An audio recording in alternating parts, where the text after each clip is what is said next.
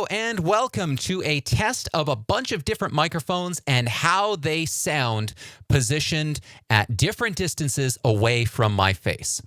In today's video, I'm going to be showing off the Behringer XM1800s dynamic microphone and how it sounds at 1 inch, 6 inches, and a foot away from my face. We'll take a look at an omnidirectional dynamic microphone, the Electro Voice 635A. We'll take a look at a clip-on microphone, the Audio-Technica ATR 35S, which is a wired clip-on mic. And then we'll take a look at what might be my new favorite microphone, the Cinco D1. And we'll be comparing it to my setup right here, the AT875R plus my vocal processor. Let's get into the testing. Okay, so in this video, I'm going to be doing a series of tests with a bunch of different microphones in my collection, demonstrating what they sound like from close up, further away, and then showing you a couple of different options for positioning those microphones.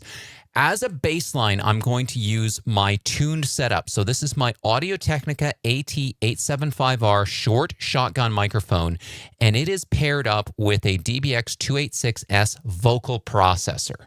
I use this to have consistent sound all the time across everything I'm doing. I like the sound. I like what it does with my voice. So this is the baseline. So next, I'm going to switch over to this microphone, which is a little bit different. And now I'm recording using the Behringer XM1800s dynamic microphone. I have it about an inch from my face, about the same distance as my short shotgun microphone. The gain on my audio interface is cranked up pretty high. It's at 3 o'clock. It's about as high as it can go without clipping. And what you'll notice is it will sound quite a bit different. It's not being processed quite as hard. If I go quiet, the mic goes quite a bit quieter. But if I go loud, I can go very loud. I have a lot of dynamic range. There's not a lot of processing going on here. I'm going to move the microphone, and we'll see how it sounds when it's a little bit further away. Dynamic microphones like this like to be nice and close for that proximity effect.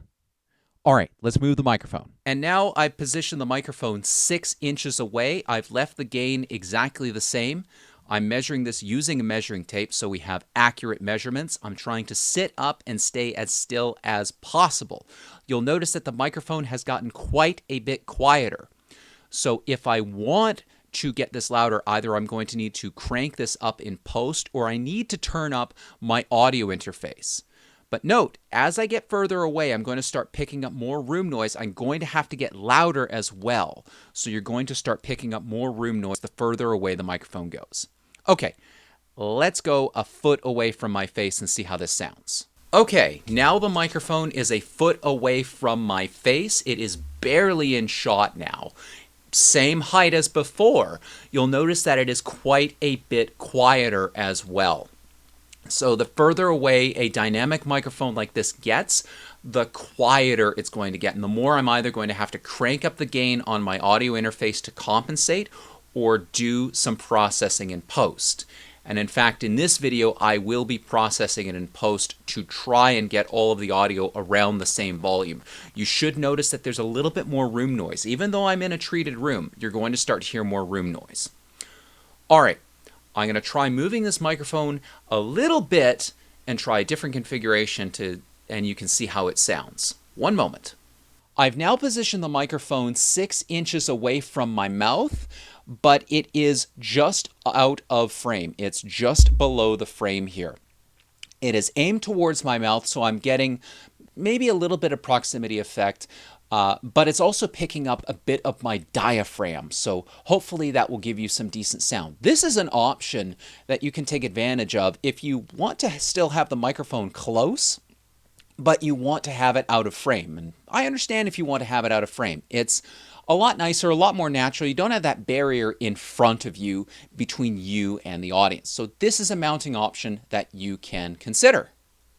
On to the next test. So before we move on to the next microphone, here's a reminder of what the Audio-Technica AT875R plus my vocal processor sounds like. Okay, next test, next microphone. Okay, this is a test of the Electro Voice 635A dynamic microphone. Now, the difference between this microphone and the last one is the last one had a cardioid pickup pattern. So the pickup pattern is where you can be positioned and the microphone will still pick you up. This has a cardioid pattern. This other microphone had a cardioid pattern, which meant that you had to be pretty much in front of the microphone in kind of a heart-shaped pattern to be picked up. This has an omnidirectional pickup pattern, which means I can move quite off-axis from the microphone, and it still picks me up just fine. I'll go back and do another test with a cardioid pattern so you can hear the difference. But I actually got these microphones. I have a set of these microphones, and I got them as part of an auction. I wasn't expecting to get them. I actually kind of like how they sound. Again, this is a dynamic microphone, so it's pretty quiet. You have to turn up the gain or the volume on your capture device pretty high in order to get a signal out of these. But you know what? I like this sound. And something that has an omnidirectional pattern can be quite a bit more forgiving depending on how you're using it. All right, I'm going to move this microphone and we'll see how it sounds about 6 inches away. The 635A is now 6 inches away from my face. So same setup as before, left the gain around the same. And you're probably noticing, as I do by tweaking in post-production, that I have to turn up the volume quite a bit. So we're getting more room noise as a result. But again, because we have that omnidirectional pickup pattern, this microphone is a lot more forgiving about where I'm sitting. So another option to consider if you're looking at microphones. Let's see how it sounds from a foot away. And now the 635A is a foot away from my face. And here's how it sounds. And in fact, at this angle, it's almost out of shot. I'm going to do the same setup I did before where I put this just out of frame and we'll see how it sounds. I think it produces a surprisingly good sound given how far away it is along with its size. But we'll see. My cat has decided to join me. How nice. All right. Time for the next test. So the microphone is now positioned under my face, about 6 inches away. Again, it is out of frame. So this is another option. It is aimed towards my mouth. It's capturing a bit of my diaphragm. I'm very interested to see how this sounds in post. I'm not able to really appreciate it because I'm the speaker, but we'll see. I'm really curious to see what this is going to sound like. For the next set of tests, we're going to move on and try a different kind of microphone. Now, these tests are going to be interesting, but we'll see what happens with them. So, on to the next test. So just as a baseline, just a reminder of how the Audio-Technica AT875R plus the DBX286 vocal processor sounds in comparison to the other microphones. All right, let's go with a different mic. All right, and now I'm using the Audio-Technica ATR35S condenser clip-on microphone. Yes, I'm using a lapel microphone, a clip-on microphone this time. In fact, I have 2 of them. So what does it look like? Well, this is actually a wired lapel clip-on microphone. Again, I won an auction a while ago, got a bunch of these as part of it, wasn't expecting it, kind of cool. Now, this microphone actually is pretty quiet. I'm surprised. So I've had to turn the gain pretty much up to the maximum. So I needed to put this gain about as hot as it can get. This is pretty high. So we'll see how it sounds. I'm interested to see how this sounds in post-production. I have it clipped about 6 inches. It's clipped right around my neckline. I'm going to clip it a little bit lower and we'll see how it sounds. So I now have the ATR35S clip-on clipped quite a bit lower down. So it's clipped about 2 inches from my navel, I'd say. It's quite low on my shirt. And we'll see how this sounds. It should pick up more of my diaphragm and it should still pick me up. Again, I'm interested to see how this sounds in post-production. I can't really hear myself because I've got that natural resonance of what's going on and of sounds bouncing around my skull. It's really fun. So we'll see how this sounds. One thing about this particular microphone is it is also omnidirectional, so I should be able to move my head around and it should pick me up no problem. And this is a reminder of what the Audio-Technica AT875R plus the DBX286S vocal processor sounds like with my voice at about 1 inch away. Time for the final microphone that I'll be testing today.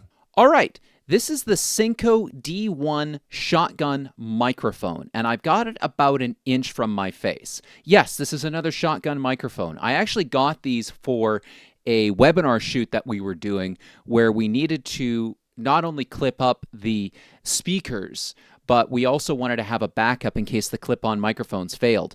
As it turns out, I like the sound of this microphone so much during the webinar that I just decided to use it as the primary sound source. So I've got it about an inch from my face. We're going to try it 6 inches away, then a foot. Then I'm going to position it above and below me to see how it sounds.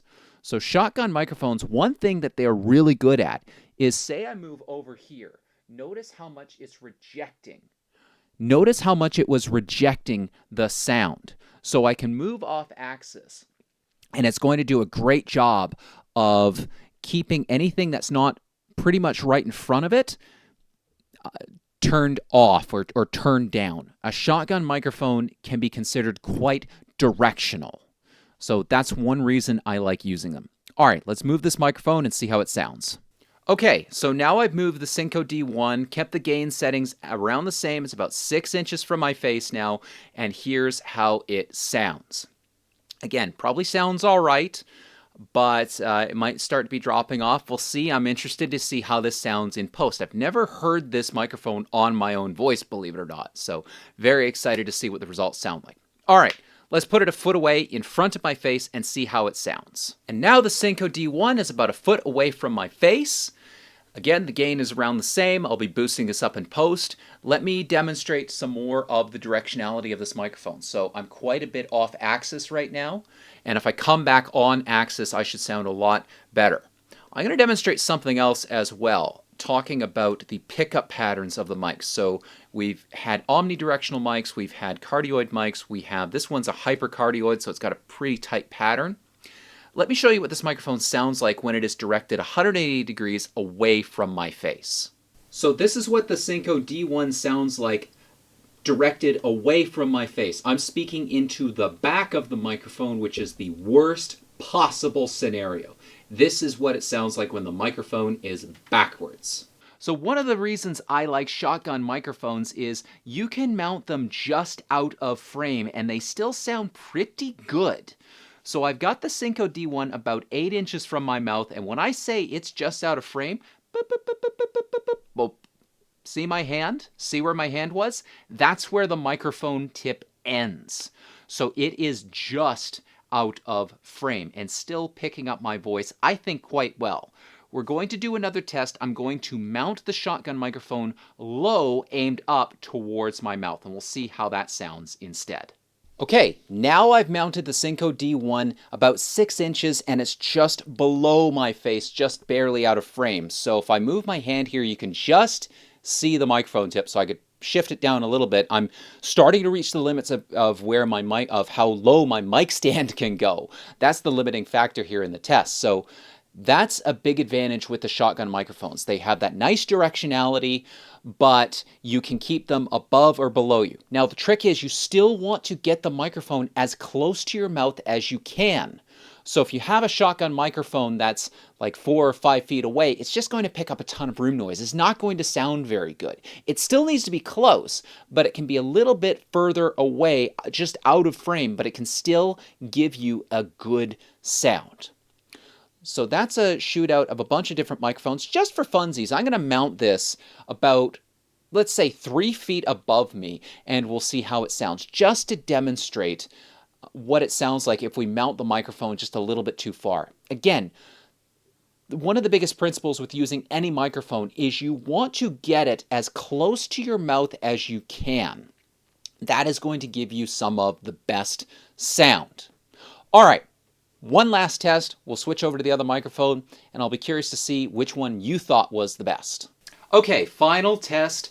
The Synco has been mounted above me now. It is 2 feet 4 inches above me. I'm getting close to touching the ceiling. I don't have enough cable at the moment to do 3 feet, but this should still give you a good idea of what it sounds like if your microphone is positioned a bit too far away. Again, I'm going to be boosting this up in post-production. That's what you're hearing right now. So this microphone, I would argue, is a bit too far away. Again, You can go rewind a little bit so that you can hear what it sounds like when it's just out of frame. But I think it's too far. I think it's too high. I think it's too far. All right, let's wrap this up. That's all the microphones that we've tested. So to recap, I tested the Behringer XM1800s dynamic microphone. So this is your kind of standard issue dynamic mic. I also tested out the Electro Voice 635A, which is an omnidirectional dynamic mic. We took a look at the Audio-Technica ATR 35S omnidirectional clip-on microphone. And by the way, this is wired. It's not wireless.